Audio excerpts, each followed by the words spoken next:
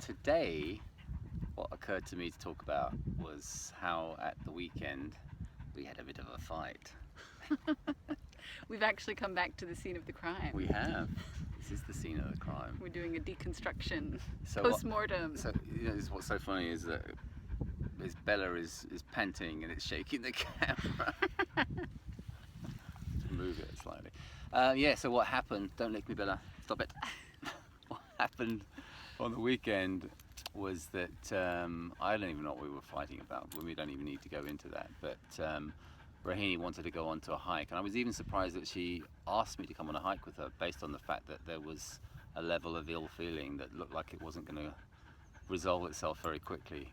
I certainly was not in the best frame of mind.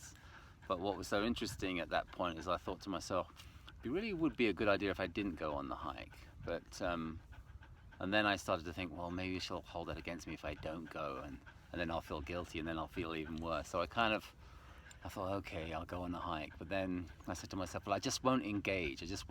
I'll do my best to not communicate with her.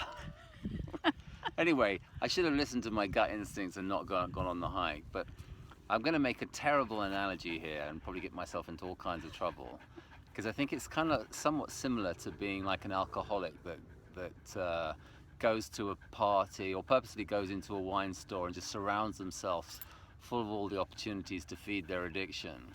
And for me, going on that hike was, or going on that hike and thinking that I, in that place of imbalance, could to resolve the conflict that we were in, just seemed ludicrous. And we'll talk about best laid plans. Best laid plans. Best laid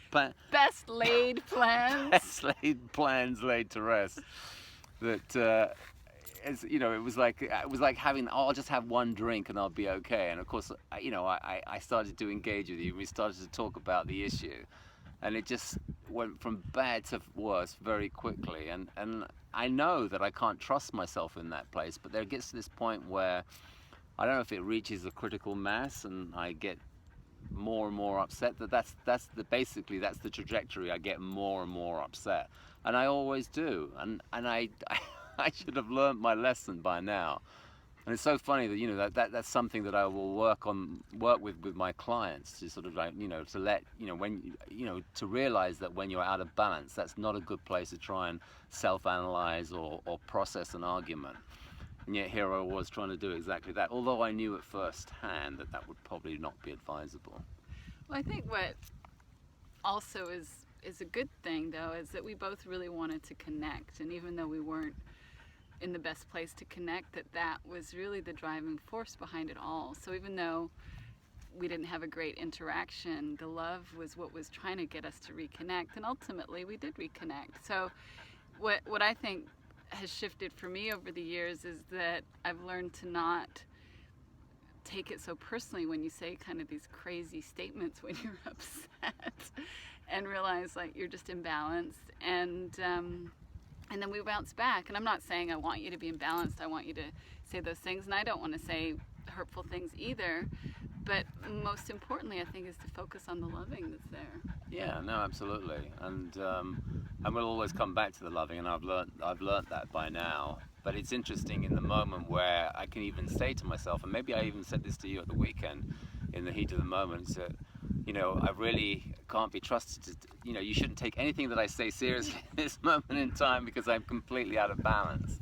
But then I can get it's like the alcoholic taking a drink. Once I'm drunk, there's really little I can do to stop myself from being whatever I'm being, petulant, self-righteous, or argumentative. Those are sort of the qualities of that frame of mind. That's the quality of my thinking at that point is so degraded that I can't really have a loving conversation with you. But I kind of know that I will come back, we'll come back. So that's what's so interesting.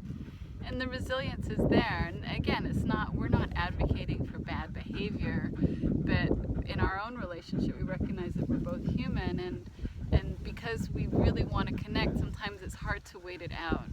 Sometimes it's hard to wait to be balanced before connecting. And I think that was, it was really innocent. We just didn't want to be fighting. We didn't want to have bad feelings, but we weren't quite stable enough to talk it through and get to a good place without going to a bad place first. Right. I guess we were trying to rush through it all because it Yeah. was Mother's Day. It needed to be taken care of.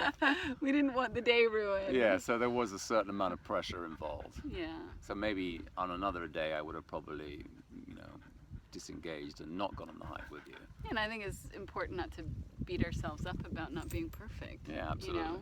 And I think that's really important in terms of why we're doing these vlogs, is to show what it is to be human and in relationship. And even though we're working with people and teaching, we're still human, and we're learning and waking up to who we really are as well.